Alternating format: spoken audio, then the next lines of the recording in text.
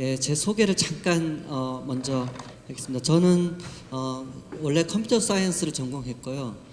10년 정도 프로그래머로 데이콤이라는 회사에서 엔지니어로 일을 하다가 97년도에 독립해서 이니텍이나 이니시스와 같은 회사를 창업했습니다. 제가 창업 초기에 제가 굉장히 슈퍼맨인 줄 알고 97년에서 2000년 사이에 회사를 5개를 만들었고요. 뭐 네이버나 다음과 같은 큰 회사는 아니지만 제 자랑 중에 하나는 그렇게 창업했던 5개 회사가 지금 하면 한 17년, 18년 생존율이 100%, 아직도 5개 회사가 다 살아있다는 게 사실 저의 큰 자랑 중에 하나고요. 그 중에 2개 회사를 코스닥에 상장했었고 2008년 말에 모든 회사를 엑시트하고 난 뒤에 2010년부터는 프라이머를 설립해서 지금까지 시즌 1, 2, 3 14분의 파트너들과 함께 42개의 스타트업에 투자를 했습니다. 프라이머는 지금까지 이런 여러 스타트업들을 투자했고요. 저희가 투자한 회사들은 번개장터나 스타일쉐어, 마이리얼트립, 짜이서울, 데일리호텔, 몽캐스트, 온오프믹스, 에드투페이퍼 같은 회사들을 투자를 했고 지금까지 계속 투자하고 있는 중에 있습니다. 자, 여기까지 저희 파트너분들은 이런 분들과 같이 지금까지 해왔고요. 자, 지금까지 이제 잠깐의 광고가 끝나고 본 세션으로 들어가도록 하겠습니다. 이제 사실 제가 글로벌이라는 경험, 글로벌에 관해서 좀 생각을 했더니 저의 첫 번째 글로벌 경험은 뭘까 이렇게 돌아보니까 제가 엔지니어로서 데이콤에 있던 95년도에 저희 팀장님이 저한테 오라고 그랬어요. 하더니 50페이지짜리 영어로 된 계약서를 저한테 주시더라고요. 이제 그러면서 이걸 검토하라고 그러셔요. 그래서 뭔가 봤더니 그때 데이콤이 스파이글라스 웹 브라우저가 그때 모자익이라는 웹 브라우저가 있습니다. 여기 오른쪽에 있는 로고에 있는 모자익이라는 지금 넷스케이프 이전에 처음 만들어진 브라우저였는데 그 모자익이라는 브라우저를 데이콤이 소스를 라이센싱해서 한국형 브라우저를 만들겠다라고 하는 그 계약서, 소스 라이센싱 계약서를 저한테 주시더라고요. 여러분들 혹시 영문 계약서 보신 적 있으세요? 읽어보신 적 있으세요? 영어도 힘들어요. 그렇죠? 영어도 힘든데 영어 계약서는 정말 힘들거든요. 이건 영어가 아니고 영어로 분명히 쓰여지는데 다 읽어보면 무슨 문법이 안 맞고 불어 같아요. 제가 읽어보면. 그럴 때 제가 회사에 들어온 지 한 5년밖에 안 된 아주 별로 오래되지 않은 직원이고 제가 전공이 컴퓨터 사이언스였지 엔지니어였지 무슨 영문학을 하거나 무슨 법학을 한 것도 아닌데 영어 계약서를 저보고 검토하라고 하니까 정말 그래도 회사에서 시키니까 해야죠. 영어 사전 찾아가면서 단어는 다 찾았는데 무슨 말인지 모르겠더라고요 이게. 그래서 고생을 하면서 계약서를 보고 결국은 데이콤이 스파이글라스 모자익을 계약해서 계약도 저보고 하라 그러고 가서 기술 이전도 저보고 받아오라 그래서 제가 그 소스를 가져와서 데이콤 브라우저라는 브라우저를 만든 적이 있습니다. 그때 제가 저희 팀장님한테 항의했어요. 이거는 분명히 데이콤이 돈을 주고 그 회사 제품을 사는 건데 우리가 갑이고 거기가 을인데 왜 우리가 영어 계약서를 써야 되냐. 한글 계약서를 쓰고 그 회사가 한글을 잘 아는 사람을 데리고 와서 영어 계약서를 한글로 번역해서 우리한테 하고 우리가 한글로 검토를 하고 계약 맺어야 되는 거 아니냐. 그랬더니 저희 부장님이 영어가 국제 공용어이기 때문에 이건 어쩔 수 없다. 아니 이게 국제 입찰도 아니고 그냥 사기업이 그냥 구매하는 건데 우리가 편하게 해야지 영어로 계약서를 검토하고 협상도 영어로 이메일 쓰고 하는 게 얼마나 힘든지 모르겠더라고요. 그렇게 해야 되냐. 그러면 제가 그때는 사실 사업할 생각은 없었지만 나중에 내가 사업을 하면 꼭 외국의 제품을 살 때는 한글로 해야지 이런 생각을 했습니다. 그 이후 제가 회사를 하긴 했지만 불행히도 한글로 계약을 외국 회사하고 맺어볼 기회가 없었어요. 저희가 갑이 돼서 외국 회사랑 무슨 거래할 기회가 그렇게 많지 않았고요. 저희 회사를 제가 매각할 때는 뉴욕에 있는 그 헤지펀드가 프라이빗 에쿼티가 샀는데 그때는 불행히도 사는 사람이 미국 회사고 제가 파는 을이어서 영어로 계약을 맺었습니다. 사실은 그때 그 데이콤 브라우저를 그 스파이글라스 모자이크 브라우저를 계약한 그 영문 계약서가 지금 제가 사업을 10년 년 하고 또 이런 일을 한 후에 지금 생각해 보면 아마 엉망으로 맺었을 것 같아요. 돌아보면 회사 들어온 지 5년밖에 안 된 직원이 영어도 전공하지 않고 법도 잘 모르는 사람이 그 계약서를 검토해서 서로 협상했다라는 걸 생각하면 정말 아마 그 속에 엄청난 독소 조항들이 있었을 거라고 생각이 돼요. 다행히 데이콤 브라우저가 잘 안 됐기 때문에 별 독소 조항이 발현될 기회가 없이 그냥 끝났죠.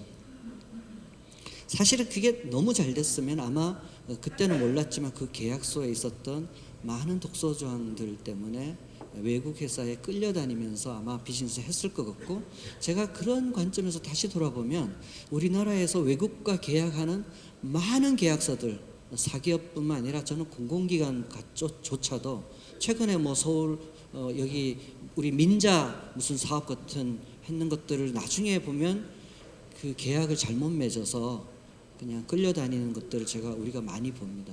엄청나게 많은 그런 외국과 맺은 계약들이 독소 조항이나 잘 몰라서 제대로 협상하지 못한 그런 불리한 위치에 있는 것이 엄청나게 많을 거라 이런 생각을 하게 됩니다. 국제 공용어라는 프레임을 만든 사람이 항상 유리한 고지를 차지한다는 것을 발견했죠. 영어뿐만 아니라 국제 공용어뿐만 아니라 기축통화라는 달러의 그 프레임을 만든 나라가 우리로는 종이 쪼가리 같은 거를 얼마든지 찍으면서 그것을 하나의 가치로 전 세계 경제를 휘두르고 있죠. 제가 저의 그 첫 번째 그 글로벌 경험에서 제가 깨달은 것은 프레임을 만든 자가 항상 유리한 고지를 점령한다는 것이었습니다. 그래서 많은 사람들이 국제적으로든 그 프레임의 선점의 싸움을 하고 있죠. 사실 국제적으로 기술의 표준을 하는 그 기술 표준을 정하는 것도 일종의 그것은 프레임의 싸움이라고 할 수 있습니다.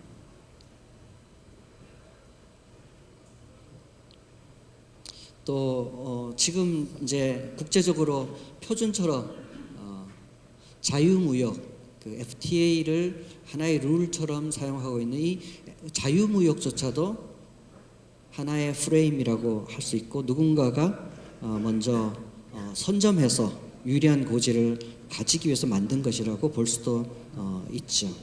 사실은 이 자유무역조차도 이제 이거는 그 장하준 교수님이 쓴 책에서 제가 했는데요. 이제 1달러 지폐에 나온 얼굴이 조지 워싱턴인데, 이분이 대통령 취임식 때는 그 당시의 관행이었던 영국산 그 모로 만들어진 옷을 입지 않고 미국산 옷을 입으려고 했다라는 거죠. 지금 WTO 체제에서는 정부 조달의 투명성을 위배하는 일이죠. 토마스 제퍼슨은 상당히 자유무역을 지지했던 분이고요. 아브라함 링컨은 미국 역사상 최고의 관세율을 정하고 운영했던 보호주의 무역의 신봉자였어요. 10달러의 얼굴인 알렉산더 해밀턴은, 이분은 대통령 출신이 아니고 미국의 재무장관 출신인데, 이분은 미국의 그 유치산업이 제발로 설 힘을 기를 때까지 정부가 보호 육성해야 된다고 주장하고, 이분이야말로 미국 산업을 만든 그 틀을 만든 일종의 그 아주 중요한 설립자이시고요.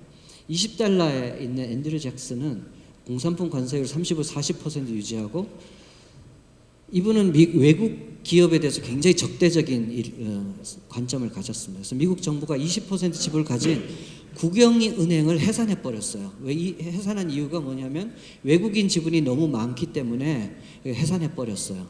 그래서 회사를 문을 닫게 만들었죠. 그때 외국인 지분이 30%였습니다.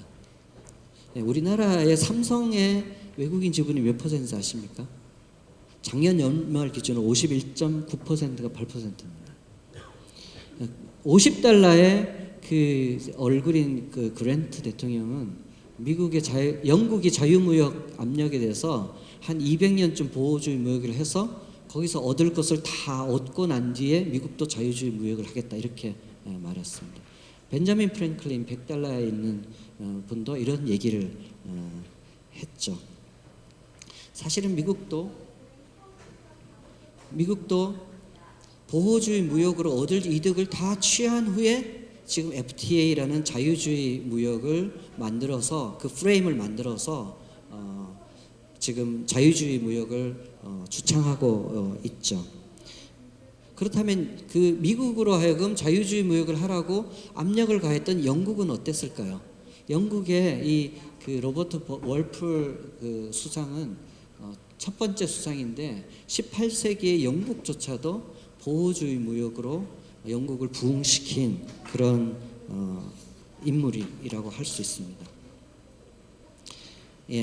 저의 두 번째 글로벌 비즈니스 경험은 사실 우리나라 전자지불의 역사와 연결된다고 했습니다. 제가 전자지불을 처음 시작할 때 당시에 전자지불은 전 세계에 업계 표준이 하나 있었습니다. 그것이 바로 Secure Electronic Transaction이라고 하는 SETS라는 표준이 있었습니다. 이것은 비자와 마스터카드가 함께 표준을 만들었습니다. 사실은 이것을 당시에 전 세계적으로 모든 학자들과 모든 기업들이 이것을 표준이라고 얘기하고 우리나라의 뭐 교수님들이나 학교에서나 모든 분야에서 다 이것을 표준이라고 얘기했어요. 근데 저는 그때 생각할게는 비자와 마스터카드는 두 사기업이에요. 미국의 두 사기업이 만든 프로토콜이 어떻게 그게 표준이 될 수 있느냐 라는 의문을 가졌죠. 그러나 뭐 전 세계적인 IBM이나 HP나 이런 넷스케이프나 베리폰과 같은 회사들이 이 표준을 지원하기로 했기 때문에 우리나라에도 많은 기업들이 이 프로토콜을 표준으로 해서 96년, 97년, 98년도에 그 전자지불 서비스를 시작한 회사들이 많습니다. 돈을 엄청나게 퍼줬죠. 사실은 제가 만들었던 이니시스도 이 표준 기술에 끼고 싶었어요. 근데 끼지 못했죠. 끼지 못한 이유는 돈이 없어서 너무 비쌌거든요. 하지만 여러분들이 지금 알다시피 이니시스가 98년, 99년, 2000년도에 지나면서 우리나라 전자지불업계의 마켓쉐어 당시에는 50%, 60%의 마켓쉐어를 가졌던 넘버원 회사로 자리 잡고 지금도 여전히 마켓쉐어 40%가 넘는 넘버원의 회사로 자리 잡았습니다. 근데 이니시스가 SET라는 저 표준이라고 하는 저 기술을 사용했느냐? 그렇지 않습니다. SET와 다른 기술을 가지고 국내 1위를 차지하고 또 국내에서 도미넌트한 서비스가 되었습니다. 프레임을 만드는 사람들은 항상 어떤 면에서 보면 자기 자신이 유리한 고지, 도미넌트한 위치에 선점하고 있을 때 그것을 하나의 프레임으로 만드는 경향이 있고요. 그 프레임을 이기기 위해서 그 프레임을 깨트리는 사람들은 그 프레임에 갖고 있는 약점을 파고들고 그 약점을 기술로 파고드는, 그래서 그 기술과 그 시장에 대한 인사이트, 해안을 가지고 그 프레임을 파고드는 자들이 결국은 시장에서 다시 이길 수 있는 그런 기회를 가질 수 있다. 그래서 저의 두 번째 글로벌 비즈니스에서 얻은 경험은 프레임에 도전하고 깨트리는 자가 결국은 더 큰 몫을 차지한다는 것을 저는 깨달았습니다. 사실 오늘날 그 많은 스타트업들이 이제 사업을 시작하고 최근에 붐을 일으키고 있고 또 기존에 있는 대기업과의 경쟁에서 이기고 성공을 하고 있는 그런 스타트업의 붐의 시대라고 할 수 있는데요. 많은 사람들이 지금 스타트업들이 성공하는 비결이 뭘까? 무슨 플랫폼 비즈니스 해서 혹은 기술 때문에 열정 때문에 뭐 그런 여러 가지 얘기들을 하고 있습니다. 저는 맞는 것 같아요. 기술도 있어야 되고 열정도 있어야 되고 도전도 해야 되죠. 그렇지만 그것이 맞는 얘기긴 하지만 핵심은 아닌 것 같습니다. 오늘날 스타트업의 성공의 비결은 기존의 프레임을 만든 자들이 만든 기업들이 프레임을 만들고 주도적인 회사, 즉 규모를 키우기 위해서 잃어버렸던 규모를 키우고 효율화하기 위해서 잃어버렸던 그 고객 만족을 스타트업들이 다시 고객에게 잃어버렸던 그 고객 만족을 찾아서 고객을 만족시키는 것, 그것이 바로 대기업과 스타트업의 대결에서 스타트업이 이기는 비결이라고 저는 생각합니다. 이런 관점에서 다시 실리콘밸리에 성공하는 스타트업들을 다시 돌아보면 다른 관점에서 보일 수 있어요. 오로지 기술과 열정과 아이디어와 창의성으로만 성공하는 스타트업들만 있는 것이 아니거든요. 사실 하나의 예를 하나 들어본다면 이 회사는 2012년에 서비스를 만드는 티스프링이라는 실리콘밸리 회사입니다. 이 회사가 2012년에 처음 서비스를 오픈했는데 이 회사의 사업 아이템이 뭐냐면 온라인 티셔츠 판매 회사예요. 사용자들이 자기 티셔츠를 디자인해서 그 디자인을 올려주면 그 티셔츠를 200불 만들어 달라 그러면 200불 만들어서 배송해주는 그런 서비스예요. 별로 차별화될 것 없고요. 특별한 기술도 없어요. 그리고 기존에 온라인 티셔츠 만드는 회사들이 너무나 많아요. 그럼에도 불구하고 2012년에 후발주자로 이 티셔츠 회사를 만들어서 지금 연 매출을 수천억 원의 매출을 하고 있고요. 투자도 600억 원 이상의 투자를 받았습니다. 이 회사 홈페이지 들어가면 별것 없어요. 특별한 기술도 없어. 다만 이 회사가 한 것은 기존의 의류 제조와 판매 채널에서 잃어버렸던 고객의 그 아픈 그 고통과 고객의 만족을 돌려준 것이라고 할 수 있죠. 이런 관점에서 보면 저한테 사람들이 많이 와서 요즘 어떤 사업이 뜰 것 같습니까? 어떤 사업 아이템이 하면 좋습니까? 이런 질문을 저한테 많이 하는데요. 사실은 사업의 기회는 끊임없고 무한하다, 저는 그렇게 생각합니다. 기존에 있는 모든 사업에서 잃어버렸던 고객 만족과 그 고객의 불만들을 찾아서 그걸 해결하면 어떤 영역에서든지 사업의 기회는 있고 이 회사처럼 단기간 내에 많은 매출을 올릴 수 있는 그런 기회가 있다라고 저는 말씀드리고요. 최근에 실리콘밸리에서도 그렇게 이렇게 도어대시라고 배달업 또는 홈조이라는 그 집의 청소업, 그 핸디라고 하는 그런 그 옛날에 우리로 말하면 집을 고쳐주는 그런 회사들이 핸디맨은 660억 원을 투자받았고요. 홈조이는 300억 원을 투자받은 그런 회사들이 성업하고 또 승승장구하고 있습니다. 이것이 기술과 혁신과 도전정신, 물론 도전정신이 필요하지만 그것만으로 스타트업의 성공을 설명하는 것이 아니라 잃어버린 고객 만족으로 스타트업이 성공하고 있다는 것을 증명하는 회사들이라고 할 수 있습니다.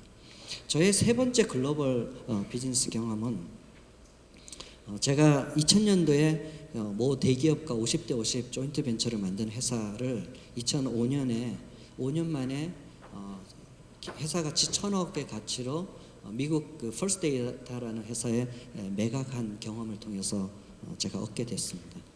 사실은 이제 미국 회사들은 어떤 회사를 M&A 하면 그 기존의 창업자들을 최소 1년에서 2년 정도 그 회사에 스테이해서 회사를 경영하도록 요구합니다. 저의 용어로는 그래서 제가 그 회사를 매각하고도 1년 반을 한국 지사장으로서 한국 사장으로 계속 일을 했습니다. 펄스데이터 코리아 사장으로 계속 일을 했었습니다. 제 용어로는 그걸 그 인질 경영이라고 불리는데 제가 인질로 잡혀서 자, 제가 이제 회사를 매각하고 펄스데라의 한 그 임원으로서 외국 회사의 한 임원으로 1년 반을 일하기 시작하니까 이 회사가 저를 데리고 미국 펄스데라 미국 회사에 투어를 3주간 시켜주더라고요.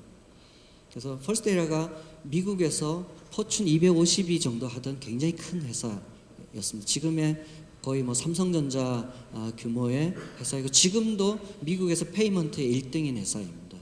그 회사에 서부에서부터 동부까지 3주간 회사를 투어시켜주면서 회사 소개를 시켜주죠.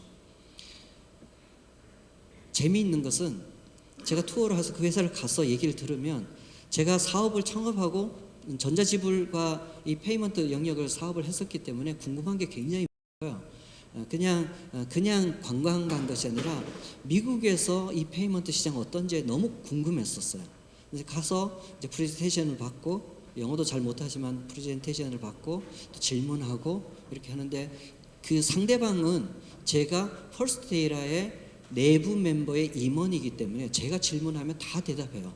내부 인터널리 중요한 기업 정보들, 예를 들면 단말기 한 대당 서부의 수익률과 동부의 수익률 이런 걸 물으면 지금 자료에 없는데 이메일로 보내주겠다. 그래서 자료를 막 뽑아서 이메일로 다 보내주고 인터널리 아주 중요한 정보들이나 자료들도 저한테 다 주더라고요. 그리고 제가 1년 반 동안 이제 이 회사를 계속 경영하는 동안 미국 회사가 한국 회사를 M&A 한 후에 인티그레이션 하는 과정, 거기서 HR 매니저가 와서 HR 미국 자기 회사와 우리 원래 그 인사 제도의 차이점을 찾아서 하나씩 인티그레이션하고 마케팅을 인티그레이션하고 기술을 인티그레이션하고 하는 회사를 인티그레이션해서 한국 회사를 글로벌 미국 회사로 바꿔가는 과정을 제가 1년 반 동안 지켜봤습니다. 사실은 제가 그 1년 반 동안 제가 사업을 10년 넘게 하면서 배웠던 것보다 더 많은 것들을 제가 배웠습니다. 그래서 제가 그 기간 동안 저희 직원들한테 이런 얘기를 했어요. 너무 고맙다. 이 펄스데이다가 저한테 회사를 아주 비싸게 사줘서 돈 줘서 너무 고마워. 그 다음에 나한테 봉급 주면서 봉급을 엄청난 높은 봉급 주면서 글로벌 기업의 내부의 경영 시스템을 저한테 가르쳐줘서 저 MBA 공부하는 것 같은 과정이어서 너무 고마워. 세 번째 고마운 거는 한 달에 이 펄스데이가 글로벌 기업이기 때문에 영국, 호주, 미국도 서부에서 텍사스에서 뉴욕에서 한 달에 한 대여섯 명씩 와요. 와서 막 2, 3일씩 혹은 길면 일주일씩 머무르면서 이제 막 이렇게 저랑 회의를 하거든요. 그래서 자기 돈 들여서 비행기표 끊고 와서 나 영어 가외 시켜줘서 영어 개인 가외를 시켜줘서 제 못하는 영어 말도 안 되는 브로큰 잉글리시를 제 영어를 들으면서 듣고 대화해주고 그러면서 저 영어 개인 가외를 시키러 원어민이 다 비행기 타고 저한테 와서 영어 가외 시켜줘서 너무 고마워. 얼마나 고맙냐고. 그러면서 제가 그렇게 고마워하면서 공부를 했던 적이 있습니다. 사실은 제가 지금 프라이머를 통해서 스타트업들을 돕는 그 제 지식의 절반은 제가 창업하고 10년간 경영하면서 배운 경험이 절반이라고 한다면 나머지 절반은 제가 그 1년 반 동안 미국 회사의 한국 지사장으로 일하면서 배운 그때 실전 MBA로 배운 그 경험, 이 두 가지가 어우러져서 1이 합쳐서 한 5가 된 그 경험을 통해서 지금 저희 후배 스타트업들을 돕는 지식의 근원이 됐다고 저는 생각해요. 그래서 제가 그렇게 본다면 참 세상은 제가 이니시스, 이니테 이렇게 회사를 하면서 제가 좀 잘난 줄 알았는데 세상은 넓고 아직도 배워야 할 것이 너무 많다.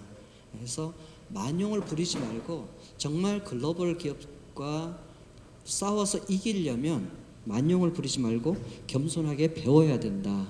이렇게 저는 배웠습니다. 그래서 사실 우리가 지금 스타트업들이 자기 기술을 믿고 자신감을 갖는 건 굉장히 중요하지만 그것과 더불어 자기 자존감을 가진 것과 더불어 겸손하게 배우려는 자세가 필요하고 그 배우려는 자세에서 더 큰 기회를 얻는다. 저는 그렇게 배웠습니다.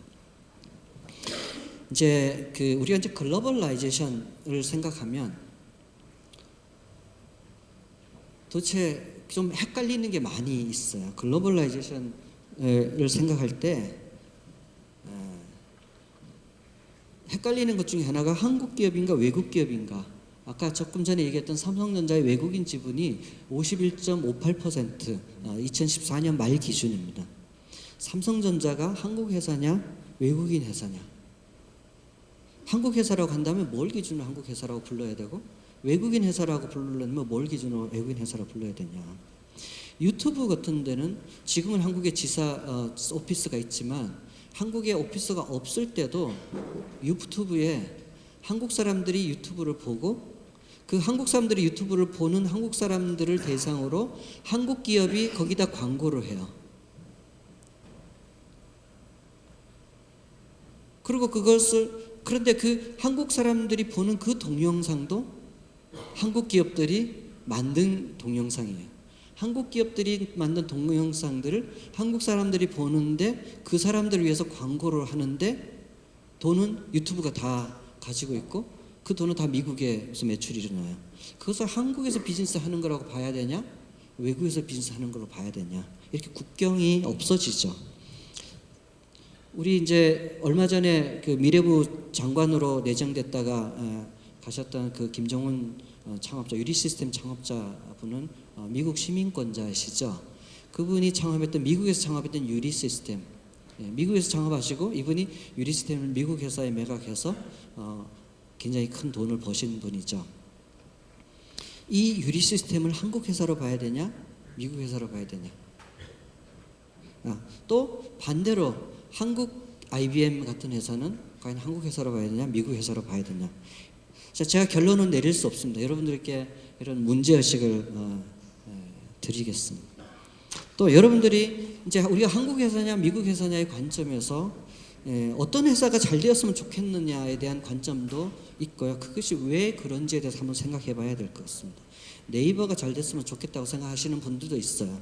어떤 분은 구글이 잘 됐으면 좋겠다고 생각하시는 분도 있고요. 애플이 잘 됐으면 좋겠다고 생각하시는 분도 있고 삼성이 잘 되었으면 좋겠다고 생각하시는 분도 있죠. 위저드웍스의 삽노트가 잘 됐으면 좋겠다고 생각하는 사람이 있죠. 대표적으로 접니다. 저의 투자사이기 때문에. 에버노트가 잘 됐으면 좋겠다고 생각하시는 분도 있어요. 우버가 잘 됐으면 좋겠다고 생각하시는 분도 있고 리모택시나 카카오택시가 잘 됐으면 좋겠다고 생각하시는 분들도 있어요. 관점은 다를 수 있고 또 그것은 개인의 자유라고 생각합니다.